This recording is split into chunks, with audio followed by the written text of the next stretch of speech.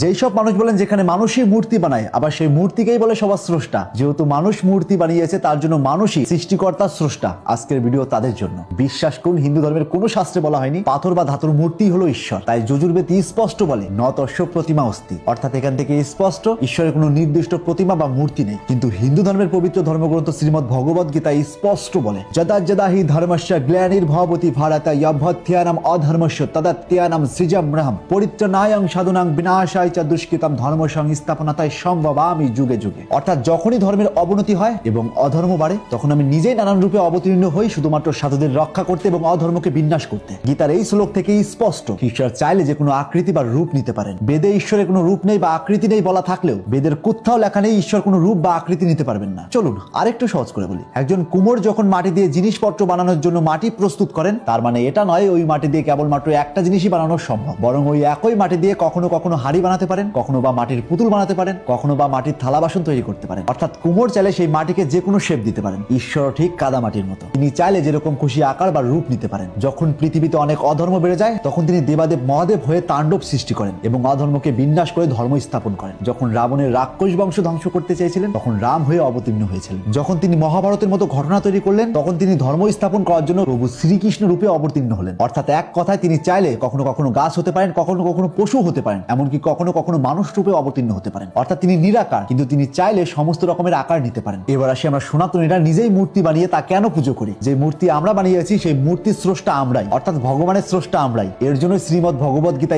স্পষ্ট বলে নিরাকার ব্রহ্মকে উপলব্ধি করা কঠিন। অর্থাৎ সাধারণ মানুষের কাছে সাকার রূপ বা মূর্তি একটা সহায়ক মাধ্যম মাত্র। আমরা কোন সনাতনীরা মূর্তি আমাদেরকে সৃষ্টি করেছে এই ভেবে পুজো করি না, বরং স্রষ্টার প্রতীক হিসেবে পুজো করি। চলুন আরেকটু সহজ করে বলি। পৃথিবী বা অন্য কোনো দেশের মানচিত্র মানুষই তৈরি করেন বা অঙ্কন করেন। তার মানে কি এটা আমরা দেশটাও বানিয়েছি? একজন ব্যক্তি তার বাবার মূর্তি তৈরি করছেন বা তার ছবি অঙ্কন করছেন, তার মানে কি সেই ব্যক্তি তার বাবাকে জন্ম দিয়েছেন? বরং তার বাবার প্রতীক বা প্রতিচ্ছবি হিসেবে একটা ছবি বা মূর্তি বানাচ্ছেন, যাতে তার বাবার অনুপস্থিতিতে তার বাবার কথা মনে পড়ে। ঠিক এই কারণেই আমরাও সনাতনীরা মূর্তি পূজা করি, যাতে সেই মূর্তি দেখে সৃষ্টিকর্তার কথা মনে পড়ে। চলুন এই বিষয় নিয়ে বিজ্ঞান কি বলে। বিজ্ঞান বলে মানুষ অ্যাবস্ট্রাক্ট বা নিরাকার বস্তুকে সহজে ধরতে পারে না, তাই সংখ্যা বোঝাতে আমরা চিহ্ন ব্যবহার করি, সময় বোঝাতে আমরা ঘড়ি ব্যবহার করি, অন্যদিকে বিদ্যুৎ বুঝতে আমরা তার বা বাল্ব ব্যবহার করি। এখানে চিহ্ন কোনো সংখ্যা নয়, ঘড়ি কোনো সময় নয়, কিংবা বাল্ব বা তার কোনো বিদ্যুৎ নয়। এগুলো আমরা ব্যবহার করি যাতে খুব সহজে এগুলো বুঝতে পারি। ঠিক তেমনই মূর্তি মানে কোনো ভগবান নয়, বরং মূর্তি মানে ঈশ্বর বা ভগবানকে উপলব্ধি করার মাধ্যম মাত্র। তাহলে যদি কেউ বলে মূর্তি বানানো মানুষই ভগবানের স্রষ্টা, তার জন্য পাল্টা প্রশ্ন করতে চাই। রেডিও বানানো মানুষ কি তরঙ্গ স্রষ্টা? টেলিস্কোপ বানানো মানুষ কি নক্ষত্রের স্রষ্টা? কিংবা থার্মোমিটার বানানো মানুষ কি তাপমাত্রার স্রষ্টা? নিশ্চয় নয়, তারা কেবলমাত্র উপলব্ধি করার যন্ত্র বানিয়েছে। অন্যদিকে হিন্দু দর্শন বলে ভগবান কারণেরও কারণ, যাকে সৃষ্টি করা যায় সে কখনোই সর্বস্রষ্টা হতে পারে না, আর যিনি সর্বস্রষ্টা তাকে মানুষের হাতে তৈরি করা একেবারে অসম্ভব। তাই মূর্তি সৃষ্টি হয়,